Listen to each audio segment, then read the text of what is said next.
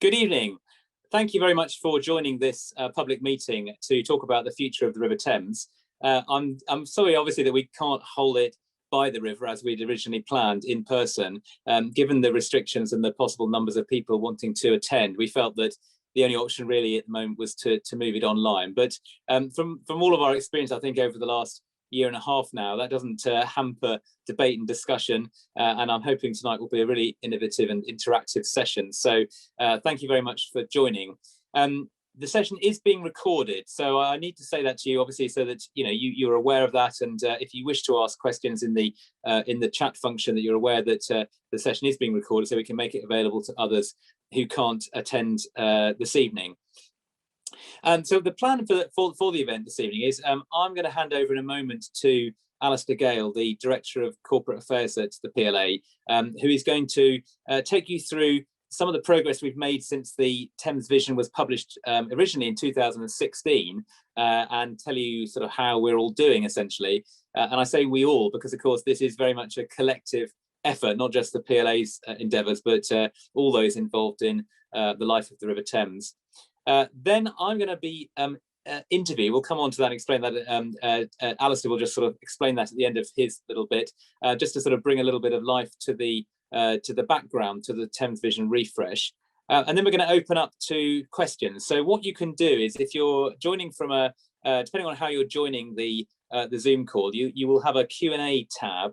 And I'm sure most of you will be absolutely familiar with this. So apologies for sort of if I'm over-explaining, but just use the little Q&A tab and post your questions, which will be picked up. The other thing you can do is to vote on the questions, so that you can like questions, so that the popular questions sort of go up to the top, and then our panel, who we'll introduce when we get to that point, we'll be able to field the questions and hopefully give you an answer tonight, or if not, we can come back to you as at other public meetings. But the focus very much this evening is on the future, and on what we want out of the river and the port from now until 2050. So a very, very long time frame. So I'm hoping that we can get into a really interesting debate about what the future might hold, and how we should respond to it in relation to the river. So that's all I want to say by way of introduction at this point. I'll now hand over, as I say, to Alistair, who will take you through some slides and give you some further background and information. Alistair. Hello, folks. My name is Alistair Gale. Thank you very much all for joining us this evening. I'm going to start with a reflection on progress with the Thames Vision to date and the emerging challenges for the future. The array of photos that you can see on the screen is a handy way to start.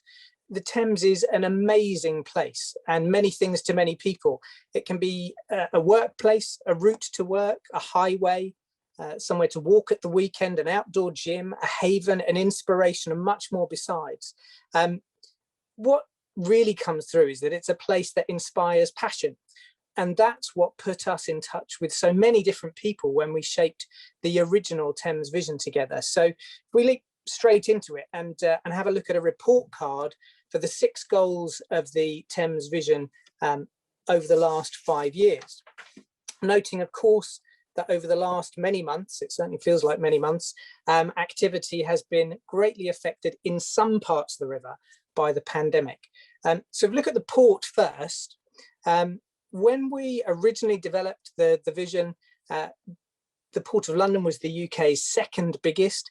We're now the UK's largest for the first time since 1999. The port was resilient through the pandemic. It kept essential supply chains running with food, fuel, and medicines. And that was off the back of established operations, but also new ones, substantial investment completed at the opening of Tilbury 2, right in the heart of the pandemic, a £200 million investment, more development of Cobble Fret's operation at Purfleet, and continuing development of London Gateway and attraction of more services. And on top of that, more investment is planned. Some research we did couple of months ago showed that there's over £900 million of further investment planned.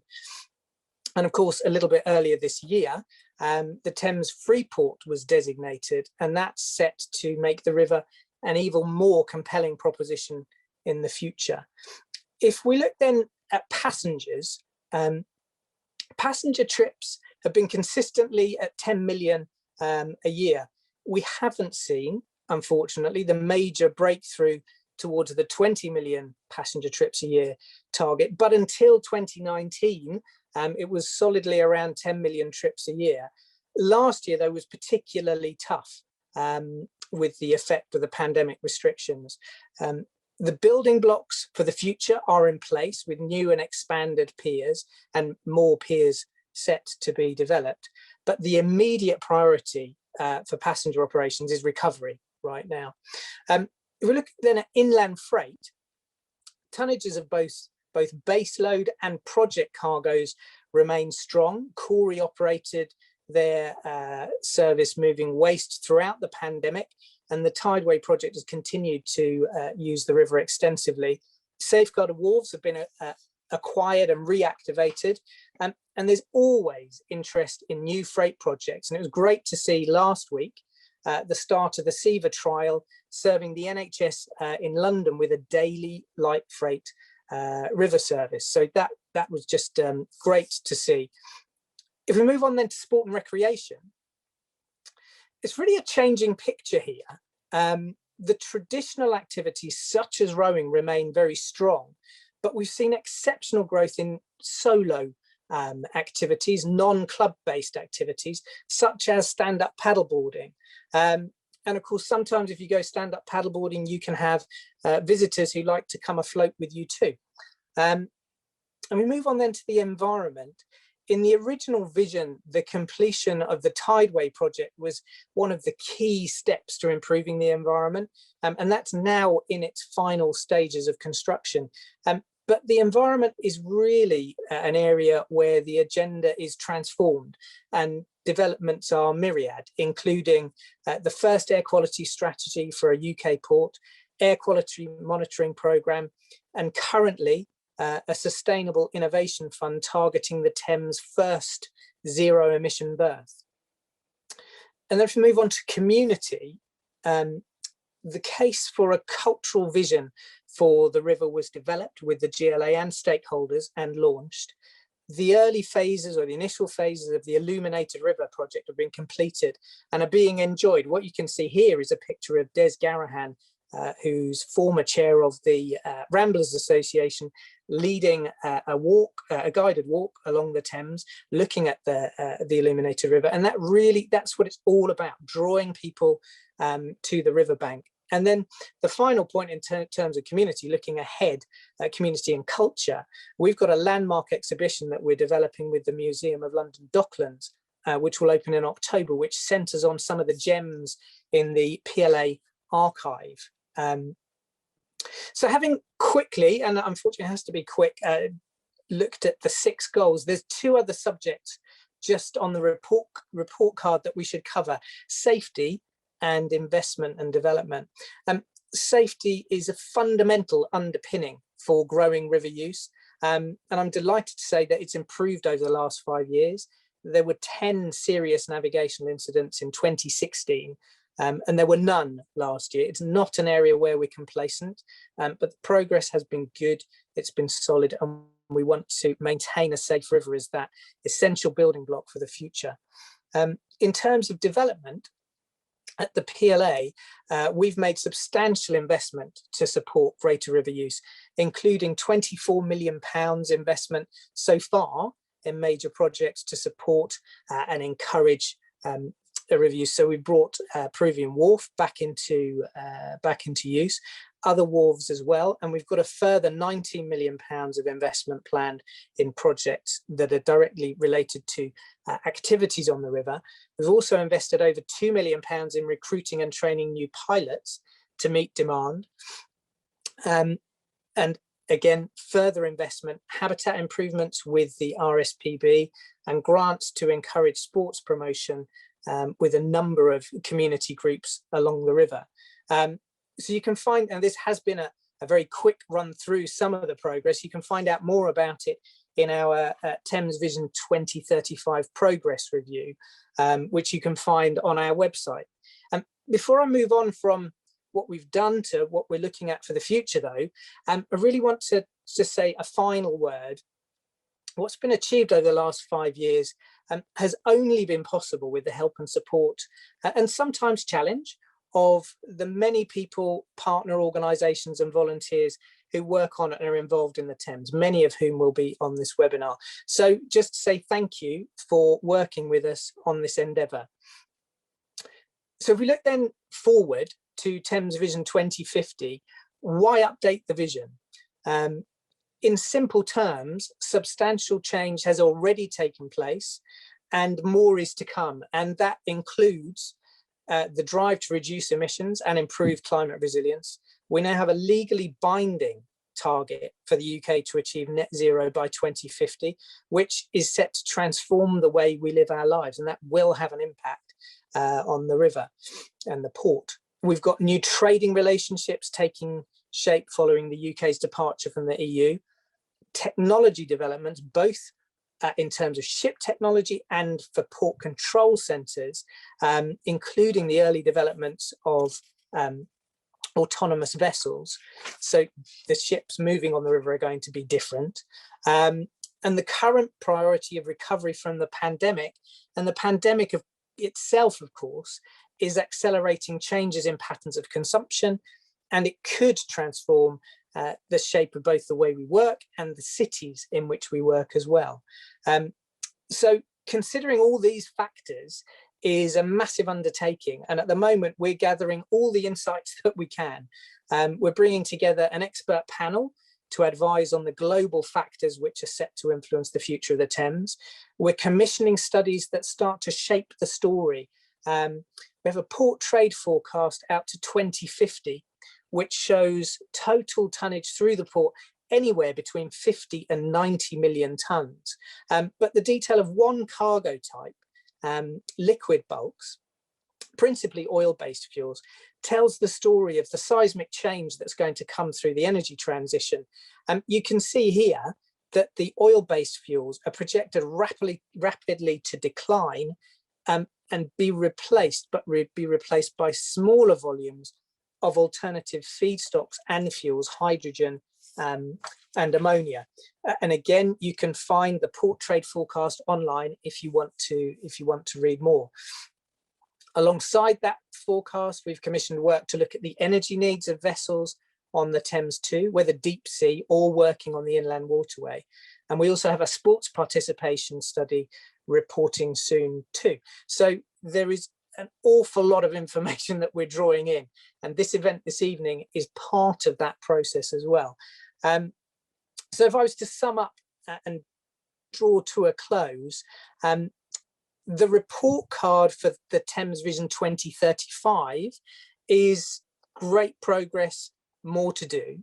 For Thames Vision 2050, we've got an exciting array of challenges and opportunities to capture and to address.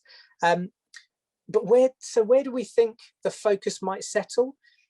Whatever we learn from the forecasts, the studies, the core goals of Thames Vision 2050 will remain rooted in enabling as many people as possible to make the most of this fantastic natural asset, and our Trustport mission to hand the river on to future generations in a better condition.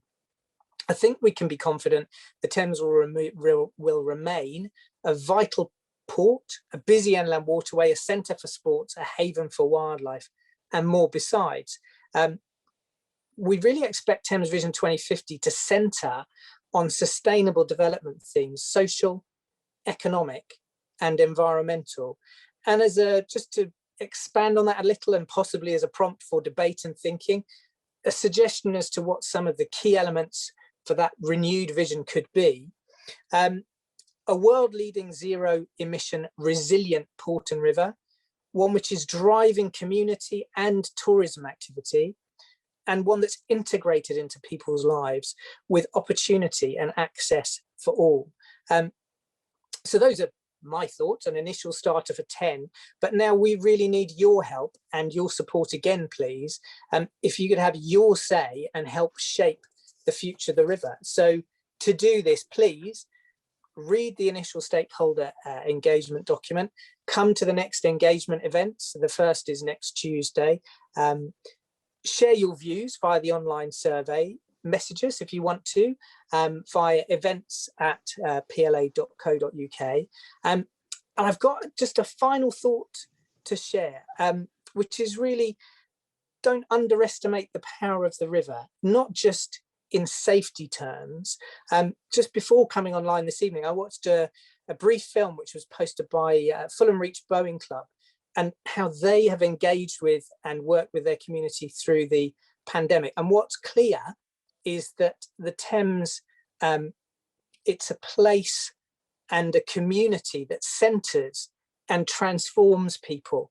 And I think more than ever, that's something that we need now. So please, thank you very much for listening. I now need to hand on and introduce Mike Johnson. So Mike Johnson is a journalist. He'll introduce himself. He worked with us when we did the original Thames Vision, and he's going to have an interview with Robin about the development of the vision and what the work we're doing now. Thank you very much, Alistair, for that really interesting presentation. Yes, just to say, I work by day, I suppose you could say, for the BBC. I work for principally World Service Radio on international business stories. So this is right up my street, and I've been involved for 6 years now. I think it was 6 years to the day tomorrow that I was in Thurrock with the rare joy of an in-person audience talking about the Thames Vision 2035. So hopefully together we can all get some really interesting questions going. Don't forget to look down, there's that Q&A button there to put your questions, no matter how tough, to our panel of guests. I'll spend the next 15 minutes or so talking to Robin Mortimer with some questions of my own, and then it's over to you. So let's, Robin, let's talk to you. I mean, as I say, 6 years ago to the day tomorrow, how has that last 6 years gone for you? What's been your experience? What's gone well and maybe less well? Yeah, so I think what I say to them, the first thing is it's gone really well. Is I think that the first Thames Vision did really help to put the river on the map more thoroughly. It's always been on the map, of course, but it's been on the radar, if you like, of the organisations that we need to be influenced and involved in delivering for the river. So if you look at things like the London Plan, the London Infrastructure Plan, many of the local authority plans, and some big infrastructure spending projects like the Lower Thames Crossing, a lot reference the Thames Vision and have kind of bought into that vision of a growing and sustainable river use. So I think that's been the first thing that I think has been really positive. I would say, I think, as Alistair sort of set out, you know, we have to be honest that there are some areas we've made more progress than others. And certainly on the freight side, I think we've got a very significant sort of story to tell about becoming the UK's biggest port again, seeing the real renaissance of inland freight. And other areas have been more challenging. I think passenger transport is the obvious one, not just because of the pandemic, but before. So I think, you know, we've been quite open in our document about the sort of the areas we've been very successful, sort of that you can quantify, and areas which where we've made less progress. But overall, I think my sort of fundamental sort of positivity about the vision is that it's kind of recognised and generally supported by a lot of stakeholders, and I think that's really important. I mean, a lot of people will say, what's the point of all these visions? You've had one to take you up to 2035. Here comes another one up to 2050. I mean, what is the point of this? I mean, is it a political thing, really? Or do these visions lead to any fundamental change that river users would actually notice? Yes, I mean, I really firmly believe in visions that then have delivery plans. So, I don't think there's much point producing a glossy document for the sake of it. It's there might be for some people, but for an organisation like ours, it's the point of doing it is to drive action. And I think you can point to good examples of that happening. I mean, an obvious one I'll go back to planning is that the Thames Vision has set goals around getting safeguarded wharves back into operation in order to drive inland freight. Now, that isn't happening as quickly as we would like, but it has, through setting it out in the vision, it's helped to influence the way that local planning authorities, the GLA approach it, and inform the PLA's own strategy. So on the back of the vision, we decided to start a major investment program ourselves in purchasing wharves for use in order to help directly to deliver the vision. So to me, I suppose the first thing I'd say to that, Mike, is, the point of doing it is to make stuff happen, essentially. And that's the point of, doing a refresh. In relation to the refresh, why can't I do it again? I think it is partly, mainly because, as Alistair says, the world is changing and there are new challenges which we need to grapple with afresh.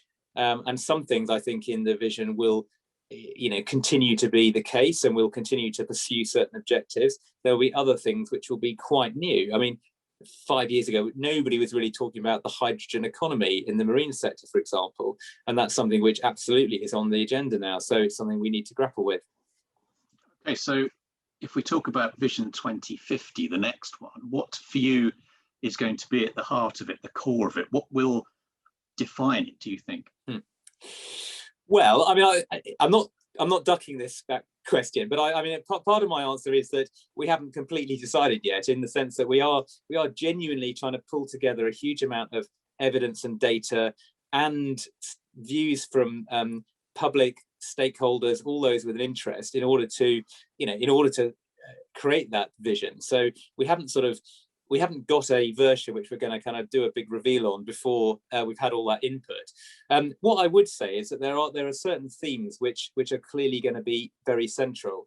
One of those is going to be the net zero transition, and I've been involved in climate policy before the PLA for quite a few years, and I think that it's hard to overstate the significance of the change in the economy that's going to be required to deliver net zero, and ports and rivers are going to be absolutely on the cutting edge of that, because we import, as Alistair says, we currently import huge volumes of fossil fuel, and we can in the future, I think, be part of the solution in terms of the move to more renewable, more sustainable forms of energy, for example. So I think the net zero transition is absolutely one central theme.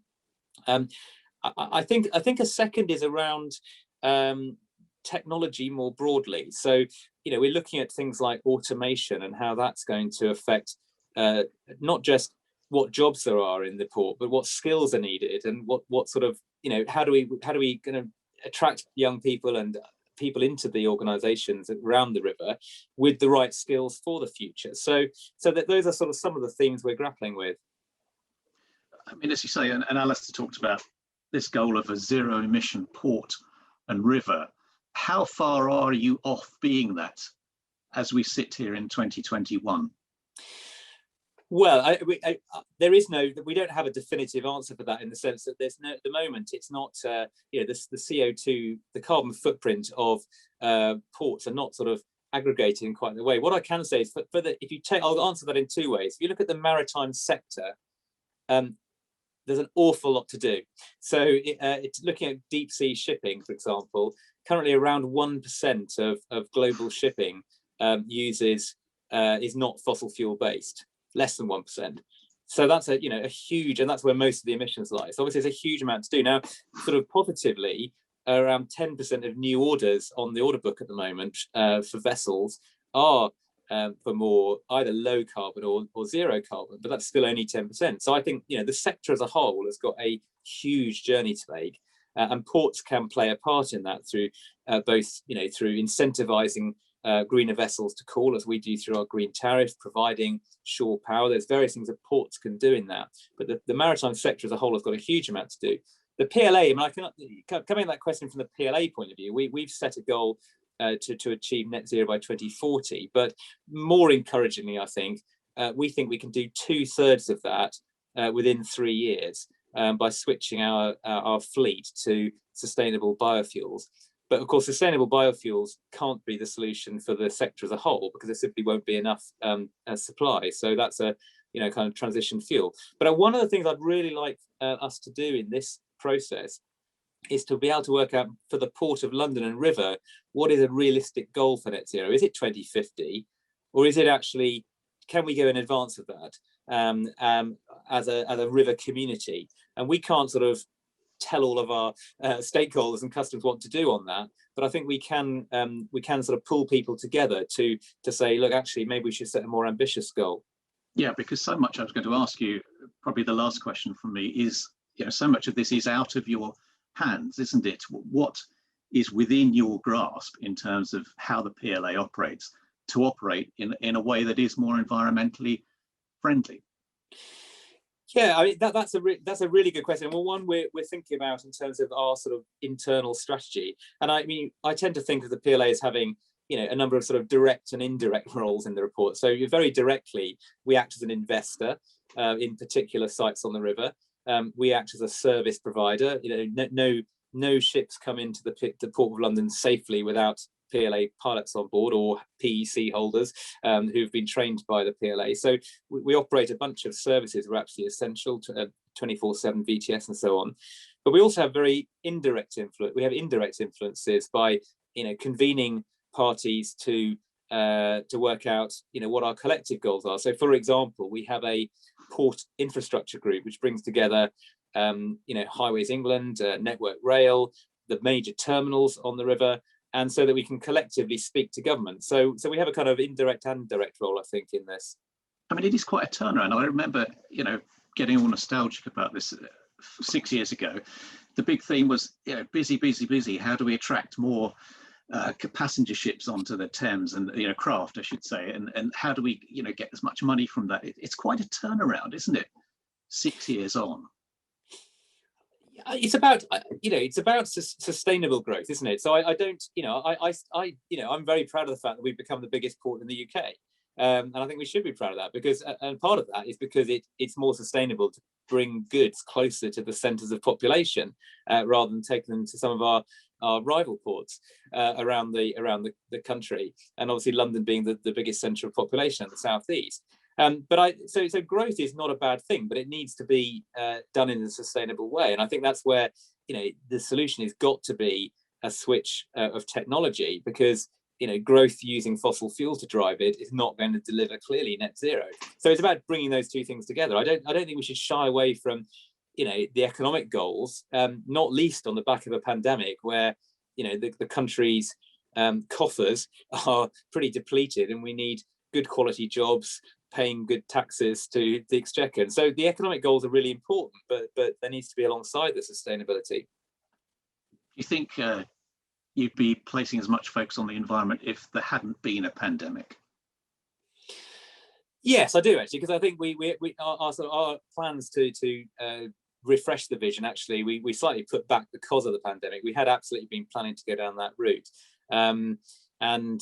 Yes, I mean, I think it kind of goes back to the purpose that Alistair talked about handing the port and the river on to the next generation in a better situation than we found it. And one obvious way of that is net zero. But I think there are obviously other dimensions. I've talked quite a lot about the net zero, but I think it's important that we don't, there's going to be multi-themes to it. One of the things we're kind of grappling with is how do you kind of produce a really coherent vision which captures all the aspects of the Thames life. So, if you think about the Thames in West London and the role it plays in terms of place for people to live, recreation, culture, community, and there's all sorts of other aspects of the life of the Thames which we also want to see flourish and continue. So there's sort of multiple themes to pull together. Okay, Robin, let's just pause there for a second. It's time now, though, to open the questions out to everybody who's on this call. Just a reminder, if you look at the bottom of your screen, there's the usual Q&A bubbles. Easy to just slot in some questions for you for our panel. Let me introduce them. As well as Robin Mortimer, the Chief Executive, we have James Trimmer, who's Director of Planning and Environment at the Port of London Authority, Catherine Spain, who's Senior Harbour Master, Tanya Ferry, who's Head of Environment. Now, I know Tanya needs to go in about half an hour's time, so if you've got any particular questions for her, please get them in now. And also Nadine Collins-Smith, and Nadine is head of Thames Vision delivery. Well, let's kick it all off now then. I've got a question here which kind of runs to some of the themes that we've been talking about. With all the changes coming, is it credible really to plan for 2050? The range of possible port trade outcomes, this writer says, suggests there's very little certainty. Well, that's quite a big question to get us started with. Who would like to sally forth on that one? I think, shall I take that one? I think, yes, I mean, that is true. Obviously, the further into the future you plan, the more uncertainty you're dealing with. I think it is worth looking 30 years and then working back from that, because it gives you a sort of sense of the trajectory, the line between now and 2050. But absolutely, we can't predict what 2050 is going to look like. We can, though, I think, narrow down, if you take port trade, the range of possible outcomes, and part of that is going to be down to what actions we take. So at the lower end of that, the sort of flat line really is very pessimistic. It sort of assumes that we don't respond to the opportunities for new trades, that we sort of sit on our hands, which we don't intend to do. And I think that you can say that the likely outcome in terms of port trade is something around what we actually said last time around, which is in the sort of 60 to 70 million ton range over that period. So I think it's worth it, provided you don't only talk about 2050 as well. I think if we produce a Thames Vision which is just talking about what 2050 might look like, that wouldn't be that useful. But I think if we say actually what that means for 2025 is that we need to do the following things over the next 4 years, then that brings it sort of back to reality. Okay, anyone else want to pitch in on that, or should we move on? Okay. Just to reiterate, looking at the short, medium and long-term actions and working towards that longer-term vision will make it much more meaningful. And we are expecting to have a bit of a rolling delivery plan every 5 years to ensure we're taking the steps we need to take. Okay, Nadine, thanks very much. That was Nadine Collins-Smith, the head of delivery of Thames Vision. Let's move on, shall we? A question from Matthew Lord. Has the Port of London ever considered, or would you consider, closing the barrier one weekend a month for clubs and public to use during a very long high water? If the barrier was closed, says Matthew, then clubs could organise events when the tide was essentially slack. Who wants to have a go at that one? Shall I pitch in here? Yes, go for it, James. James Tremaine. Thank you. I mean, the initial point of this is of course the Thames Barrier is operated by the Environment Agency rather than the PLA, and the principal function of the barrier, of course, is to protect London from flooding, so both storm surges and fluvial flow. It does close once a year for a test. And I think that is all they have plans to do. I think from our point of view, this essentially comes back, as I see a number of the questions have, to one of balance. And clearly, we're here to promote the use of the river. That includes recreation, but of course it also includes craft coming to and fro. And therefore, I think a regular closing of the barrier is something that I think there'd be a number of issues with, not least from the Environment Agency, who have a certain number of closures that they account for in terms of maintenance. And I think anything else, whether it's ultra-vires or not, I think leads to a number of operational issues for them and for us. Interesting. Catherine Spain is the Senior Harbour Master. I mean, as James suggests, we've had a few questions about this balance between, the need for a busier river and safety, sustainability. Any thoughts on that from your point of view? Yeah, absolutely. It's a constant challenge, and we always have to consider safety. It's our primary function to ensure safety of navigation, and we take that responsibility seriously. So any new projects that come along, we review them from a navigational safety point of view and ensure that we can maintain that balance and keep everybody safe. Okay. Robin, anything to throw in on that? No, I've got nothing to add on that one. Thanks. All right, well, let's move on to a question from David Green. David writes, you talk about community in the Thames. What, though, he says, about the community along the riverbanks, given the increasing use of boats on the Thames as floating discos and nightclubs? I seem to remember this was a bit of a theme back 6 years ago as well. It's a constant theme and an important one. What vision does the PLA have to preserve the peace and quiet of the many thousands of these Riverside residents from disturbance arising from party boats? Will the Port of London Authority make any efforts to restrict the number and size of these boats and the frequency of journeys linked to nighttime parties on the Thames? Should I take that one? I mean, David, I mean, this is obviously a subject which has come up at our public meetings quite a number of occasions. And one of the promises we've made is that when we next have an in-person meeting, a public meeting, we will invite Port Health, which is the body which is responsible for noise on the river, to come and talk about how they're approaching that. You know, it's a slightly complicated area because the noise regulation depends on where the vessel is. So if it's underway, it's Port Health. If it's moored alongside, then it comes under environmental health of the local authority. But we do have a role in relation to licensing new facilities on occasions, not when the vessels are underway, but we do have a role. And in relation to, you know, there have been a number of planning applications where we can take a view on that, and in fact, you know, would look at licensing conditions to ensure, you know, reasonable limits on hours of operation. I would say, though, that, I mean, having said that, you know, the Thames has always been, you know, part of the sort of London nighttime economy, and lots of people do, you know, really value that and enjoy that. And so there is a sort of balance to be struck here between, you know, the very reasonable concerns of local residents and also, you know, the nighttime economy which the river has always sustained. So we try and, you know, we try and strike that balance. Okay, let's move on. I don't know if we have an ammonia expert on the panel today, but Jeffrey Mount Evans has an ammonia question, and he writes, having worked extensively negotiating charters of ammonia carriers, I was fascinated to hear mention of ammonia imports going forward. Writes Jeffrey, there a location identified for a terminal and storage? Who wants to have a go at that one? Jim. Well, I think I can answer very broadly, and then I think Tanya's far better on the detail.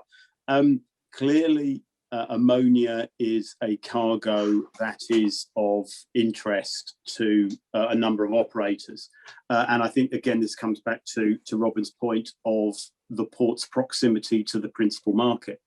And the potential of ammonia as a carrier for hydrogen, in addition to any bunkering for deep sea ships, is of interest. And it is something that we are talking to a range of people about possible locations. That's probably as detailed as we can go at the moment, because obviously it's a very competitive market. So there is interest in what the port can do for this particular sector. But I think, Tanya, is there anything more just in terms of the opportunities that we've got for ammonia and therefore hydrogen from that? Yeah, just I think remind people that Tanya, you're head of environment, so good question for you. That's the sort of direction I'm coming from at. But yeah, I think ammonia, like other fuels, has certain controls over it when it's transferred to land and also when it's carried. So those are the considerations we need to identify in terms of locations and where is suitable to move it to, and how to do that safely and within current regulations and those that are evolving to facilitate alternative fuels to be used as it comes. And that's something we're continuing to learn with regulators like the MCA, Maritime Coast Guard Agency, and also the Health and Safety Executive, because there's obviously a crossover as these fuels are moved onto land and help decarbonise other transport as well as maritime. So it's something we're certainly working on facilitating in the future.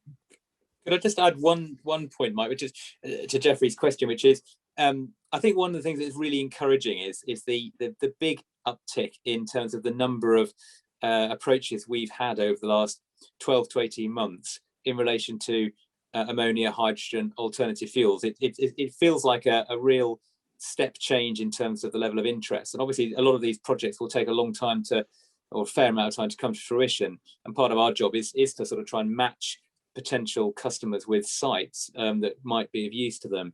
And a lot of that, as Jim said, is commercial. But it is really encouraging that it feels like a change of gear in relation to hydrogen over the last year and a half.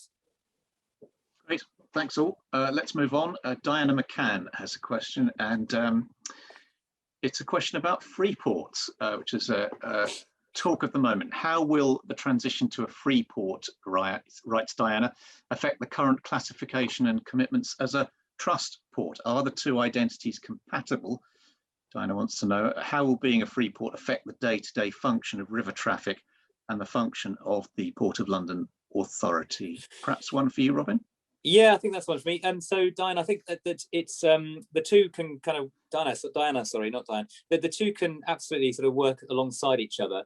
In that the free port is only directly affecting some of our major customers. So it's Forth Ports, which runs the Port of Tilbury, Dubai World, which runs London Gateway, and Ford at Dagenham, and also the partner down is also the London Enterprise Park. So that they are coming together as a partnership, and obviously we're very supportive of it to be a free port. The trust port, i.e. the PLA, will continue to operate as a trust port in terms of the services we provide for the safety of navigation and for the environment and for all the things we've described. So they are quite separate things. So we're supportive of the free port, but we'll absolutely continue as a statutory trust port through the free port being designated.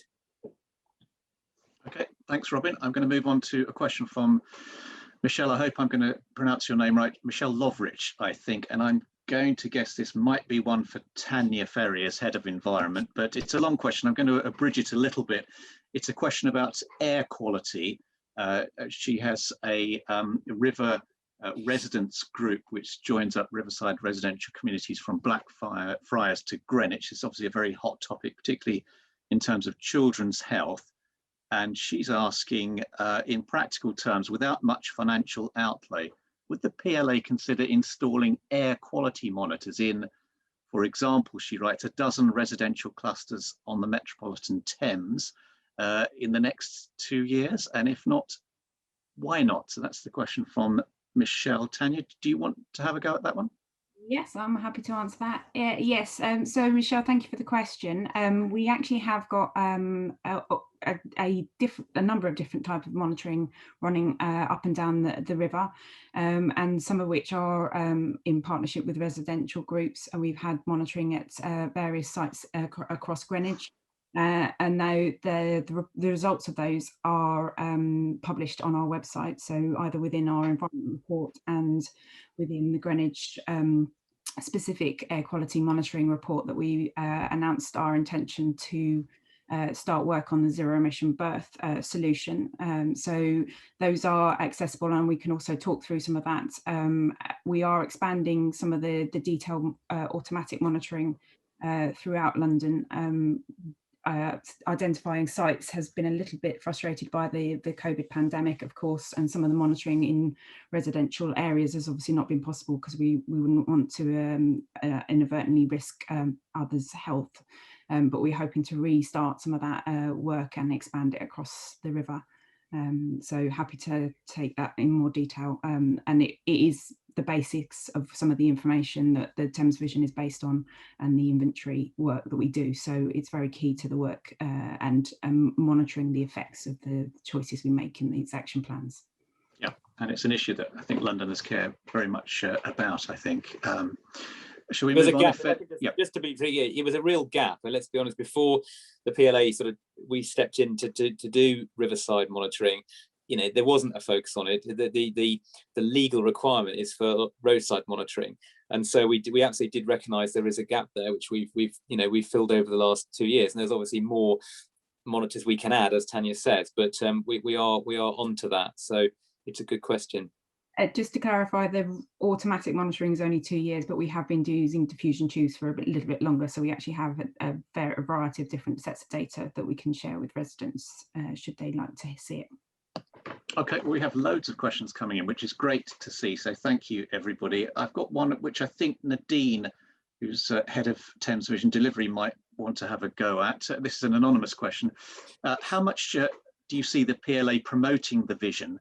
And how much are other organisations and stakeholders getting involved?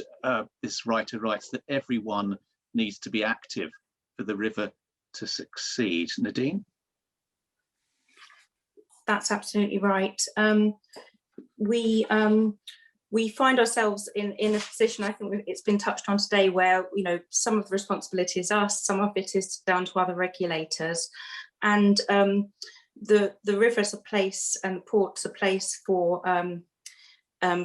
business, for leisure, and it obviously impacts on communities in different ways. There are many partners we're working with, and we will continue to need to work with to engage all those communities that are impacted. We work very closely with the Greater London Authority in London, Transport for London, for example, on promoting use of the river to stakeholders. Kent and Essex as well, the local authorities. I suppose it's a bit of a trick. We're trying to work with public bodies and utilise their networks, as well as working with all our customers and other stakeholders through different forums. So it's a big job, and we try to take a kind of a fairly structured approach to make sure we're not missing those communities. And I think something we're trying to tackle this time that's worth mentioning is that we do have many engaged communities that are quite vocal, but there are parts of society that don't benefit from engaging with the river, and it is a benefit in many different ways. So what we're trying to do this time is, through initially a public engagement survey, trying to tap into and get in touch with those that are less engaged, to work out how we can improve accessibility and access to the river. Okay, thanks, Nadine. That's great. Let's move on to another issue that's at the heart of a lot of Londoners' concerns, and that's flooding. Jeff Baker has a question about flooding, and he writes, the future of the Thames as a trading port will also have to have regard to the need for to future-proof flood defences. We're looking at ongoing physical processes with sea level rise due to carbon just being one factor. And he wants to know, is 2050 looking forward enough? Heavens, given those physical processes are far longer term. Big question. Shall I start? I suspect there'll be many others. I think obviously the context for this is perhaps important, and it's work that we are fully engaged with the Environment Agency, who, as I've said, are responsible for the barrier and for flood risk on the Thames. So we're doing a lot of work with them in terms of future protection, both upstream and downstream. And therefore, to an extent, it's our work feeding into their much longer work. They have a strategy to 2100, so for the next 70, 80 years. And clearly the work that they're doing will feed back into ours. But I think they're sort of different visions, as it were, whilst both feeding into each other. I think were we to go beyond ours, I think it would be, bearing in mind the number of issues we're dealing with, I think it would get quite difficult and quite diffuse. Whereas with the T2100, effectively, that's one single issue, a number of responses to one single issue. However, the important element is we're both feeding into each other's work. Anyone else? I was just going to add that under the stakeholder document, you'll note that the environment side of things is climate resilience as well as carbon reduction. So it's or emission reduction actually. So the two are entrained in the way we're thinking about the plans, whether short, medium, or long term, and hopefully feeding back in a feedback loop. And the adaptation report that we have to do under the Climate Change Act as a major port handling over 10 million tonnes, we've done one report and 2 updates, Tanya's team on that. And again, that sort of work there in terms of the risk assessment and the issues that we have with our statutory duties and how we're making our operations climate resilient will again feed into the strategy. So there's another input into that from our own perspective. Okay, thank you, James. Thank you, Tanya. Let's move on to a question from Phil Buckley, if we can. And Phil wants to know about deep sea shipping, which he says is achieving efficiency through increasing size, but this causes congestion challenges that possibly undermine environmental benefits. Can a port, Phil wonders, drive shipping behaviour, or will it always be responding to trends in shipping? So can you drive market forces? Are you being driven by market forces? Who wants to have a go? Yeah, I'll perhaps take that one. I think Phil, it's in all honesty, individual ports can only have a limited impact on the global shipping market, but I think collectively we can have a bigger impact. So if you look at the way in which many ports globally, North American, European, and some elsewhere have moved towards a set of tariffs which incentivize the faster uptake of more environmentally clean technologies on vessels, that absolutely will start to have an impact on, and does, I think, have an impact on investment decisions made by the shipping lines. But it has to be a kind of collective thing, which, as I said earlier, the Port of London is in fact the only UK port to be doing that. We offer a 20% discount for certain vessels coming into the port. I think in relation to congestion, if I can understand your question correctly, yes, I think we perhaps can have a more direct impact in terms of trying to have a smooth passage of vessels in and out in the shortest time possible, and routing vessels via the shortest route that draft will allow. So we have choices on that, whether we bring ships in to the port from the northern approaches into the Thames, or the southern approach shorter. And we do absolutely try to, and the shipping lines obviously want us to, for commercial reasons as well, to avoid congestion, to have an efficient process for bringing ships into port by the shortest possible route. So I guess that's a more direct impact. Excellent. Anyone else want to pitch in on that before we move on? No, okay, fine, that's no problem, because we do have a question, I think, which Tanya would probably like to have a go at, given that she needs to leave before 7 p.m. And it's from Diana McCann. And Diana writes, the Dasgupta review highlighted the value of natural capital. And the river is probably London's most valuable piece of natural capital. Will you consider, writes Diana, putting the environmental strategy with nature-based solutions at the core of the vision? Tanya? Yes, so in short, we have a natural capital account for the Tidal Thames. We've had one for a couple of years now. It's started after the last vision, and we're looking to review that work on the basis of further knowledge and understanding, and certainly the way that we're planning in terms of habitat enhancement planning rules and the response under the Environment as it is now built to soon to be Act. We recognise that is the best way forwards to plan the river and create that balance that many of the questions have already highlighted, to find the solution, and particularly in terms of things like services for carbon capture, but also for communities and amenities that the natural capital of the river provides. Robin, is natural capital a big deal for you? Yeah, I mean, in fact, in my sort of previous role, I was in DEFRA, and I was part of the work on natural capital there. So I think it's a really valuable way of looking at an asset, because it sort of makes you think about what it provides, what environmental services it provides, whether it's clean air or clean water or carbon sequestration, as Tanya says. So I think it's really, and we've done a really interesting piece. Well, I think it's online, isn't it, Tanya? If you want to look at the natural capital account for the Thames, which we produced, then it's on our website, and it tries to sort of quantify some of those benefits that the river provides from a natural environment point of view. Excellent.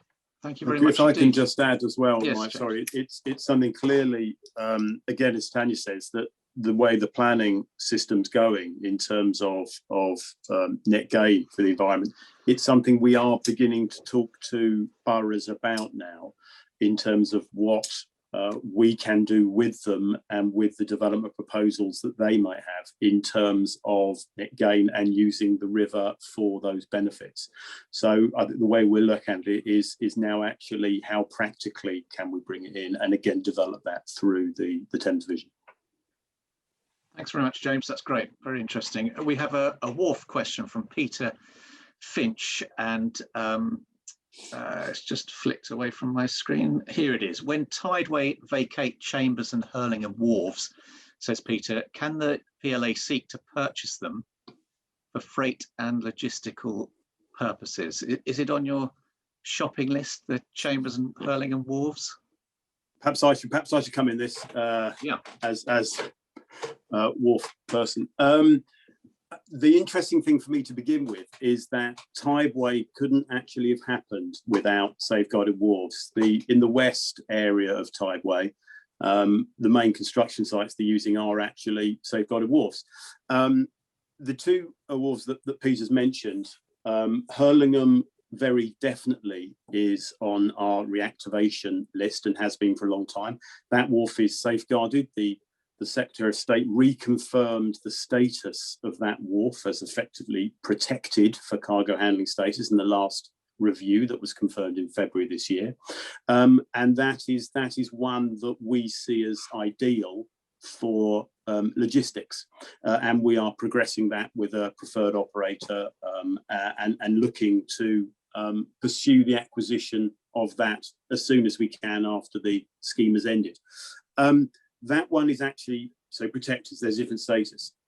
Chambers Wharf is not protected. There's no special status. It's owned by a residential developer, and that one will go back to that use. There is little chance of us acquiring that for any value that would reflect its potential use. So that one never really was in terms of a potential opportunity and isn't now. But the wharves in the west that are safeguarded, they are very definitely ones that we're looking at reactivating back to cargo handling. Could I might just say thank you to Tanya, who I know needs to go, and also just say, I know, Tanya, you're going on to represent the PLA on another webinar, aren't you? You're not going off to walk your dog or whatever. So, so thank you very much.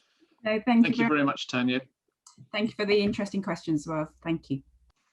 Okay, let's move on to a question from Daniel Cope. And Daniel wants to know if there are plans to extend the ability of larger vessels to reach further up the Thames, i.e. he writes more dredging as far up as Belfast. Not quite sure who might be the best to have a go at that one. Any brave volunteers? I think I'll have a go, but I'm not. We have our hydrographic team who'd give you the most definitive answer on that question, who aren't on the call. But I mean, I think the answer probably is best sort of put as it depends on the sort of dredging. Really depends on the sort of the economic, the cost versus the benefits, and the cost both in terms of financial and of course the environmental impacts. And it is incredibly expensive dredging. So dredging all the way up the river to Belfast would be astronomical, I think, and I don't think the benefits have ever justified it.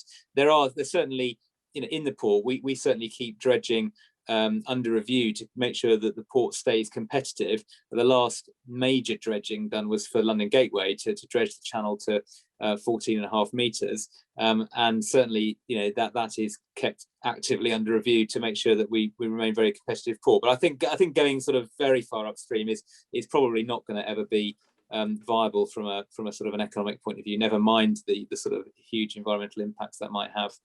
Can I just follow that one up really, just to I mean, we have large vessels coming up as far as the Thames Barrier and beyond now, and also to Greenwich. And a lot of the time, of course, we've got the benefit of 7 meters of tide. So the ships can actually come up. It's the question of where they can berth and then the holes they berth in. And as it's right, HMS Belfast, I see the note that you didn't mean the city. HMS Belfast is, of course, as far up as any vessel size and goes because of the height restrictions upstream. So I think it's really, again, the balance of what's going to come up and to where, but there's still very large vessels that come certainly as far as Greenwich now, but it's where they'll go and what they'll do. Okay, thank you very much, James. Let's move on to a question from Murray James, and it's another question worried, I think, about the balance between commercial needs and recreational needs. So Murray writes, with the potential development of the London resort and possible extension of fast passenger services out to Tilbury and beyond, what measures are being taken to protect recreation on the Tidal River east between central London and Tilbury? Is that anybody's specialist area of concern? Well, I think I'll take that one. Go for it, Catherine. Yeah, as I mentioned before, as with any new project that comes along, it will be subject to scrutiny in terms of safety. They will be required to undertake rigorous navigational risk assessment, and those risk assessments take into consideration all other users, and they will be required to consult with the recreational community, and we will look at the potential impacts on the recreational community in deciding whether those services are viable and or what mitigation measures might we need to implement in order to keep all river users safe. Is it the sort of thing that you almost don't know until it's done? I mean, can you predict in advance the impact on a given bunch of people? Do you almost have to do it before you will know what the impact will be? How predictable is all of this, I wonder? Yeah, we can predict some of the impacts. I mean, obviously we have sort of evidence from existing services and the potential impacts that are caused by wash, and in areas in central London we have fast commuter vessels and recreational vessels using the same space, and there are speed limits in certain areas where it's required for wash mitigation or for other sort of safety measures, for protection for other river users. So we do have a lot of experience of it, and we take all of that into consideration with any potential new service that comes along. Okay, great. Let's move on if nobody else has anything to pitch in on that. Brain Robin. Shifting into gear there. The thing I wanted to add really was just, I guess, looking more broadly at what we're trying to do with the vision. Part of it is about this kind of balance, and how do we make sure that we do take account both of the desire to have people to go on passenger services and those wanting to use the river for recreation. And part of it, I think, is making sure you don't get sort of caught into a sort of binary way of thinking that it's got to be one or the other. We can accommodate in many cases different river users, whether it's at different times of the day or the week, and different locations, some of which have kind of prioritized recreation over other vessels on the river. So we're trying to, I guess, in general terms, sort of maximize the use of the river for the things that people want it for, which means sort of balancing these things off against each other. So that's the broader answer, but not sort of taking anything away from the safety point which Catherine absolutely makes. So we look at all these things from a safety perspective as well. Okay, Robin, thank you. Now I know that Tanya has had to move on, but there is quite an important question from Chris Ingram, should say, and it's about the cleanliness of the river, and he's saying, how much responsibility, I'm going to abridge the question, but should the PLA take for cleaning up the river in the same way that local authorities take responsibility for cleaning the streets? He's worried, is Chris, about the banks of wet wipes up at Hammersmith, and whether this should be part of the PLA's legal responsibility in the long term? Jim? Right, okay. I was waiting for the chief executive to step in, but no. Of course, they're, as you say, local authorities have a legal responsibility for cleanliness. There is no such legal duty in relation to tidal waterways or the sea. And therefore, that is the role to which we, and with our partnership with Thames 21, stepped in order to try and fill that particular legislative gap. And I think for us, it's a sort of two-headed strategy. One is to do what we can in terms of cleaning the foreshore and monitoring. And the next is principally education, because of course what ends up in the river isn't normally thrown directly into it. It's thrown into drains, and of course comes through there in terms of surface water, and also from combined sewer overflows, which of course is something that the Tideway Tunnel is looking to mitigate against. So it's actually educating people in terms of what they actually drop as litter that ends up then in the rivers. And we've done a number of initiatives in Wandsworth and on the South Bank to try and get that educational message across. But it's actually an issue that is us and the water companies and the local authorities and a range of authorities to tackle rather than just us alone. And I think, again, this comes back to the potential role of the vision for collaboration and partnership. But it is something that I don't see can tackle alone. Thanks very much, James. Steve Harrington has a question. It's an interesting one. Could the panel provide any insights on the potential job opportunities on the river? I'm not quite sure how much of this is in your orbit, but given, says Steve, the greater intensity of use of the river that's envisaged, is there a current shortage of skilled employees? And are there any current training initiatives in Riverside communities? Should I start? Perhaps Nadine, you might would like to comment on this as well. I think we estimate, we did a study last year, we estimate there are around 46,000 jobs directly or indirectly supported by the port and the river operations. So it's a huge number of jobs. And one of the things which we're looking at through the Thames Vision is how the skills are going to evolve. You know, what are the jobs of the future going to look like? Are they going to be the same jobs as now, or are they going to be different? I mean, some things I think will be similar. I think we'll still have, you know, people driving boats. I hope we'll have a diverse group of people driving boats.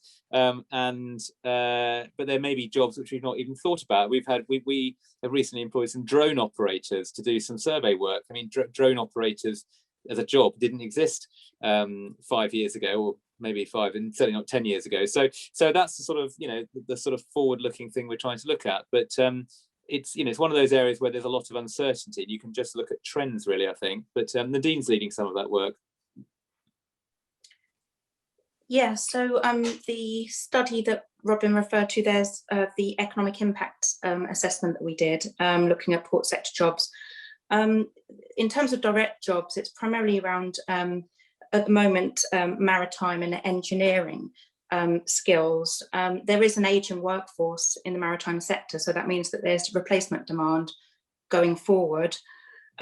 We have worked directly and with Thames Skills Academy and others on the development of apprenticeships in both areas, and with local providers. That will be increasing. I think in terms of engaging local communities, we have some schools related projects like the Thames Explorer Trust that go into schools and talk about opportunities. And working with those providers and new providers coming on stream, like the Institute of Technology in London City, that will be a way of making sure that the talent are coming through. And like Robin said, looking forward, it will, the kind of roles that we're looking at will very much be influenced by technological change, and there'll be a real need to kind of keep that up to date through very close working with providers to make sure that they are developing the talent that's needed, and also supporting some of the research that will actually develop the activity on the river and benefit some of the businesses that they're working with. Okay, thank you very much indeed, Nadine. We've got about 15 minutes or so left, but plenty of questions still to get through. Scott Pereira has an interesting one. He's looking backwards rather than forwards. He's talking about the World Heritage sites that the port has, and he wants to know what the PLA is doing to make sure that these sites are protected or enhanced, and that maybe a site or sites with, quote, heritage harbour status can be developed for the future.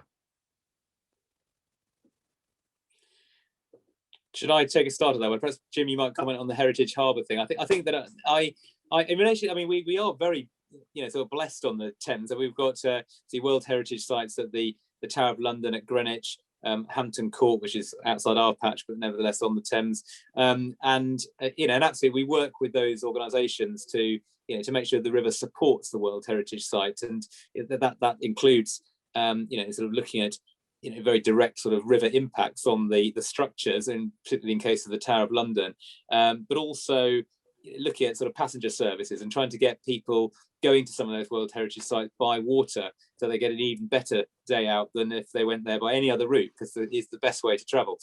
So we do definitely work with the World Heritage sites. In terms of Heritage Harbour, Jim, I know we've had a few proposals in over the years. Sorry, I'm just getting back from sneezing, sorry. And of course, sorry, in terms of the World Heritage sites, of course, very prescient on the basis of UNESCO's decision to potentially strip Liverpool of the World Heritage status for its waterfront, of course, and hopefully something that doesn't happen to those on the river. I think in terms of sort of, the heritage harbours in inverted commas, it's something I think that we've had in, and I think there was a question on this in the last public meeting that we had. That again, we're always happy to talk to groups and individuals who may have proposals for these facilities, and clearly we have a number of moorings where there are historic vessels on the river.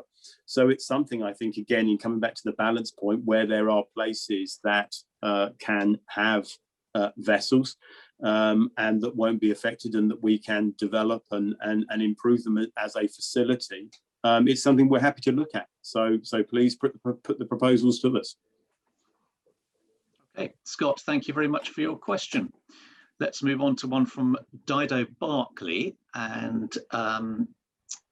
Dido writes about the whole river backup industry. So talking about boat yards and boat building, maintenance of big and small boats, and Dido writes that these kind of industries have no protection at all, can't compete with the high price of land due to residential development.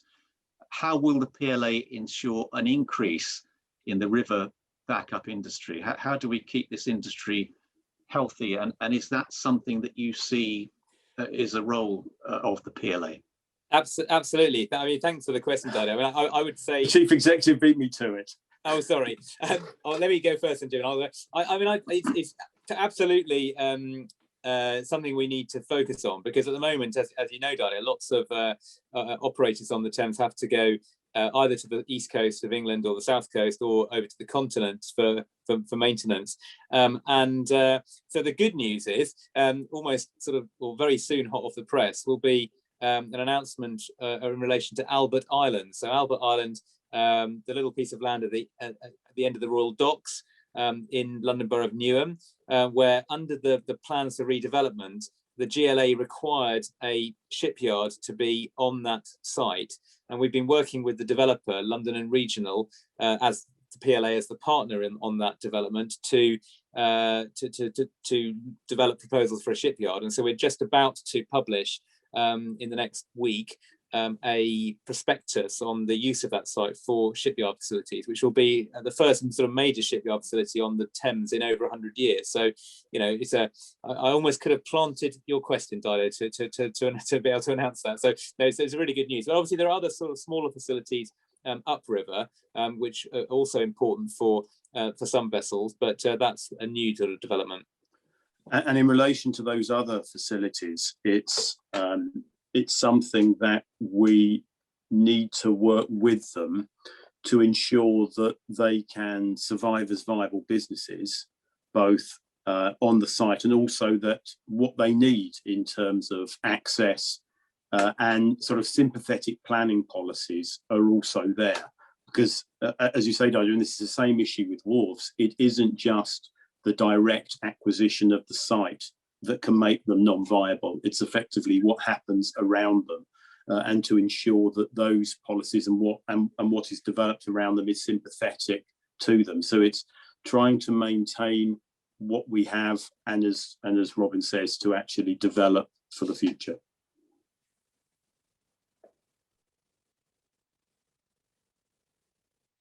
Mike, I think you're on. Apologies. Let's move on to an anonymous question, and this is from somebody who is well, not too happy about the facilities for sailors using the Thames. Very few facilities exist to assist visitors to the Thames, like pontoons and slipways for individual users of the river. And this correspondent is talking about the presentation, talking about paddle boarding. What's the vision to make these facilities better? Yeah, so I don't know, Catherine, if you might be able to say anything on this, but one of the things we did on the back of the last vision was to publicise better moorings on the Thames, because one of the sort of, reasonable bits of feedback was that it's very hard to actually know what moorings are available if you're coming into the Thames from outside. And so we have done some work around that to make that more publicly available. But I think you're right in general. The provision is less than we would like. And we are very keen to encourage new facilities to be developed in the appropriate locations. We've obviously tended to focus a lot of the non-powered craft in the upper river because it's often seen as a better experience, and we have seen some new facilities over the years, but not so much in sailing, more in paddleboarding and canoeing and rowing. So it's something we absolutely like to support, but to some extent we have to rely upon the clubs and the community to kind of come forward proposals to some extent for new developments. I don't mind adding a little bit to that if thanks, Nadine. So we are working with clubs along the river through a developing programme called Active Thames, where we are supporting the development of the workforce, so coaches, as well as looking at the kind of infrastructure that's there and making the most of it. So working with clubs to diversify the use of their facilities, whether so thinking about different uses, particularly different types of water sports that can work together and make the most of the infrastructure that is there. Thanks, Nadine. Let's move on. Let's talk about the Hammersmith Bridge situation, which I know is a major bone of contention for many Londoners. Nicholas Dwan has written a question about that. It's become, well, it's been a complete nightmare for river users, says Nicholas. What precautions are in place to make sure we don't have similar problems with other Thames bridges? Yeah, I mean, as far as I'm aware, Nick, I don't think, famous last words, I'm not aware of any sort of pending risks in the way that we knew it kind of existed on Hammersmith. It is a sort of unique structure. I think it's the world's second oldest wrought iron bridge of its size, and so I think it is quite unique actually in terms of the other bridges on the river, and the costs involved are very significant. I mean, the good news on Hammersmith, it does seem to be edging forwards towards a funding agreement and a solution between the key parties, i.e. the government, Transport for London, and the local borough, Hammersmith and Fulham, and we are also awaiting some further work to look at the potential reopening of the bridge to pedestrians, which would then, we hope, allow a broader reopening of the river passage.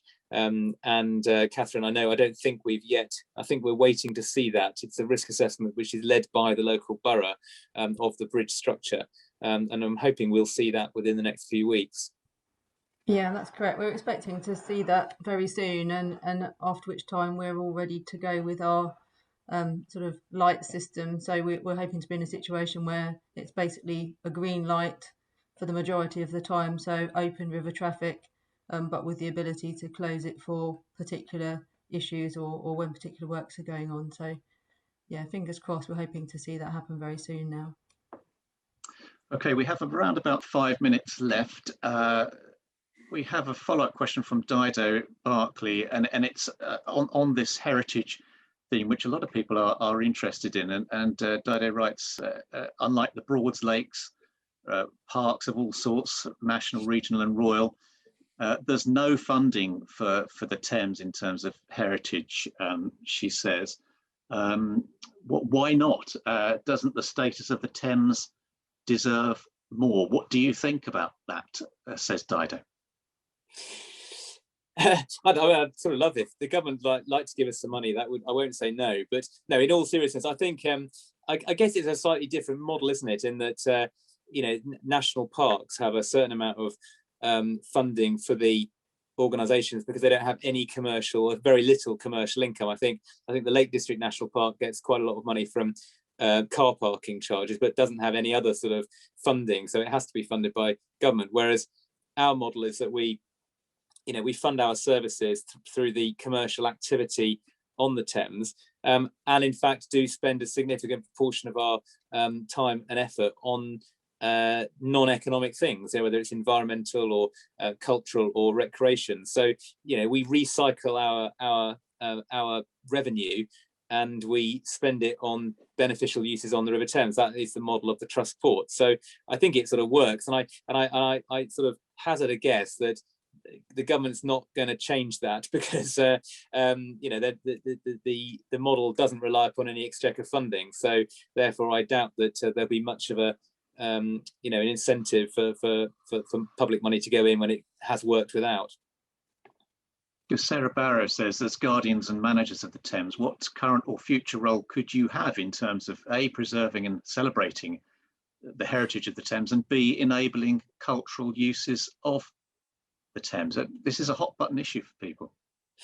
Yeah, I think quite a lot is what I'd say. I mean, we do directly sort of support organisations like the Thames Festival Trust, which runs the now annual celebration of culture around the river. We've worked with the GLA on the cultural vision for the Thames, and we support a lot of sort of direct local cultural events. So we certainly do have a role. I mean, I'd be interested in perhaps part of the feedback we can get through this process is what more would you like to see us and other partners do in this, because it is a sort of a shared cultural space amongst other things. That's what the river provides, and so we're really keen to see that used as well as possible. Okay, anybody else got anything to pitch in on that? We're sort of pretty much out of time. No. Okay, well, I will just say thank you so much to everybody. It's been a really fascinating discussion, and there's ever so much to talk about. Thank you, everybody. I'm going to hand back to Robin Mortimer now with some final reflections on well, everything that he's heard. It's been a really interesting set of questions, I think. Yeah, thanks very much, Mike. And very professionally facilitated for us. I really appreciate that. Thank you. I think my overall reflection is kind of the diversity of the questions, which sort of reflects the diversity of the river and all of the things that it provides. The capital and the surrounding southeast, and that's been really interesting. And the point of tonight is really just a focus for the process of getting input into the vision. So, do please follow up. If you've got sort of either questions or ideas or things that you think we should be pursuing more, then this is the process to raise that, because we are genuinely open. As I said earlier, we haven't sort of written it and going through one of those slightly sort of tired public consultation exercises where we already know what we want to say. We're at a much earlier stage than that. We are sort of shaping the thinking at the moment, and then we'll consult in the autumn on an actual draft of the Thames Vision. So please do sort of put further points forward. So that's all really I wanted to say. I mean, I think the debate has been very interesting. Thank you very much, and thanks to Theo, who's doing our technical side. He's just put up a slide to give you the details you might need to follow up on what I just said. So so there we go. If you'd like to send any comments to events@pla.co.uk, that's the way to do it. And there are further events, as we said earlier, both online probably on the 29th of June, and hopefully possibly a drop-in session in person at London Rowing Club on the 6th of July. So thank you very much indeed. Thank you very much to the team from the PLA for being the panelists this evening, and I'd say to Mike for facilitating. Much appreciated everybody joining. I think we've had over 100 participants on the call for most of the time, which is great. And you know, we are the custodians of the Thames, and not the owners, and not the only organisation with an interest. And we do absolutely need the input and the ideas from other organisations and people who are as committed as we are to the future of the river. So thank you very much for joining, and hopefully we'll see you again in person at future events or online. Thanks very much.